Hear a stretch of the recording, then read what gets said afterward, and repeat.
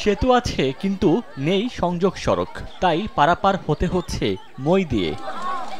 একটি দুটি নয়, ঝালকাঠি জেলা জুড়ে মাসের পর মাস এমন অবস্থায় পড়ে আছে অসংখ্য সেতু আর কালভার্ট।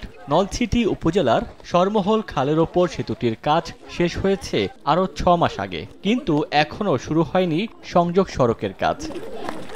এতে মই দিয়ে উঠতে হয় 2,88,622 টাকা ব্যয়ে নির্মিত 28 মিটার দৈর্ঘ্যের এই সেতুতে। সেতুর দুই পারেই যেন মরণ ফাঁদ। এতে বেশি বিপাকে পড়েন বয়স্ক স্কুল শিক্ষার্থীরা।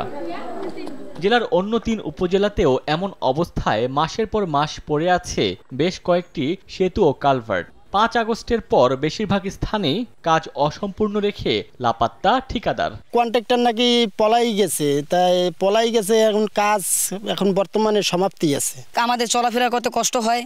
এই কিছুদিন আগে এক ছেলে অ্যাক্সিডেন্ট করছে। শিক্ষার্থীরা অনেক মুরব্বীরা আছে, মুসল্লিরা আসতে গেলে এখান থেকে পড়ে যায়। অতি দ্রুত দুই পাশে অ্যাপ্রোচ রাস্তা দরকার। জনদুর্ভোগের কথা স্বীকার করে এলজিইডি কর্তৃপক্ষ বলছে দ্রুত কাজ শেষ করতে ঠিকাদারকে চিঠি দেওয়া হয়েছে। বিভিন্ন ঠিকাদারকে আমরা মানে চিঠির মাধ্যমে এবং টেলিফোনে যোগাযোগ করে কাজগুলো অতি দ্রুত শুরু করার জন্য আমরা তাদেরকে জানিয়েছি। ঝালকাঠি জেলায় অসম্পূর্ণ এমন সেতু ও কালভার্টের সংখ্যা অন্তত 15টি। সময় সংবাদ, ঝালকাঠি।